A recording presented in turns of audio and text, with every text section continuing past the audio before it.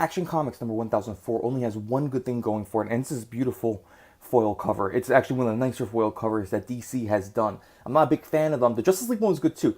And the Supergirl one was amazing. What are you doing with these horrible covers on good books and these really nice covers on really shitty books? I actually guess that makes sense.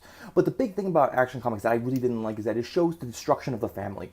These comic book writers do not like families, flat out. They hate the family. They hate the idea of the family. And I thought this was like a joke that Zach would make, but no, it's absolutely true. I don't know if it's because they don't have families. I don't know if it's because they had bad experiences with their families. If that's the case, I'm very sorry about that. But they absolutely loathe families. They don't like responsibility. They don't like this idea of camaraderie with your kin. They don't like any of that. They don't. They, it comes all down to just selfishness, just complete and utter selfishness. And I'm a very selfish person, but I can at least appreciate what a family is and what it does. So when it comes, to, especially when you then compare it to something like Detective Comics, written by Robinson. I said in my Polish video, top 10 anime comebacks of all time, right here. Robinson does a great job at. It's very easy to write Two-Face in a very one-dimensional way. It's very easy to just kind of model him off of, oh, he's just a psychopath and he likes the number two, fine, whatever. And a lot of writers do that and it sucks. Robinson, no. Robinson delves into the duality of Two-Face, of Harvey Dent and Two-Face, and like, oh, which one actually acts, which one's lying, unreliable narrators. It's great. It's fantastic, and I absolutely loved it. Robinson is doing a great job with Detective Comics. And I know Tomasi's going to just blow it out of the park when he gets it. Because speaking of Tomasi and Jurgens, who wrote Superman before Bendis, and Bendis is supposed to be a superstar writer. He's absolutely not. This is disgusting.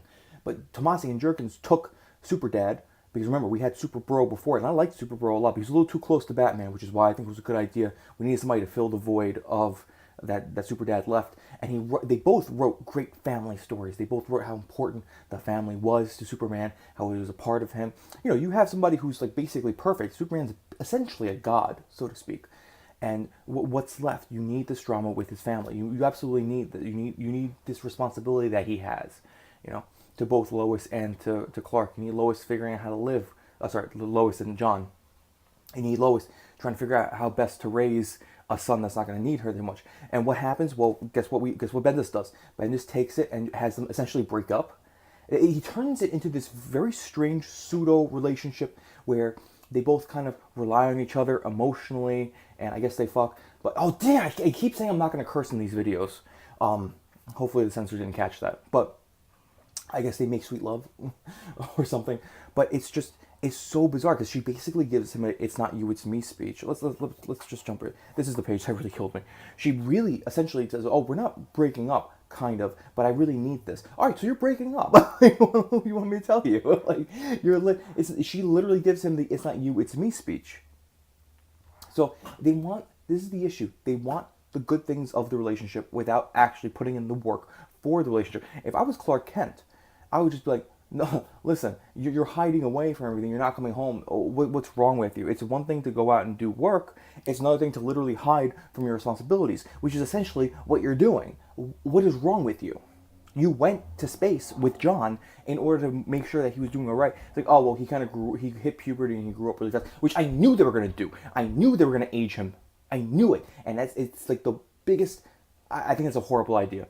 I think it's a horrible. We already have Superboy Prime that you could bring back if you want kind of teenage Superman. But to age John, especially when Damien's not going to be aged, Damien's going to stay the same. The best thing about John was his relationship with Damien because they were both just complete polar opposites. Whatever, I'm getting too much into this, but this is just ridiculous that they do this.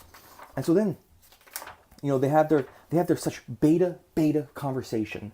It's literally Clark being talked down to and being backed up into a wall, and it's just ridiculous. We're gonna figure out how to do this, but for now I have to write, and you just save everybody you can get your hands on. All right. And then what was it? They wanted, because this is the other thing. You're gonna convince me how normal we are. Like it's like they do hate stability. They hate, and this is Bendis. This isn't Lois Lane speaking, because I don't think Lois Lane would actually do this. I think, especially in early issues, Lois Lane's biggest thing was that she wanted them to be a normal family, and that was kind of the struggle, that she wanted this normal family, and she knew that they couldn't be one. So they tried for John. They tried to make it as normal as humanly possible.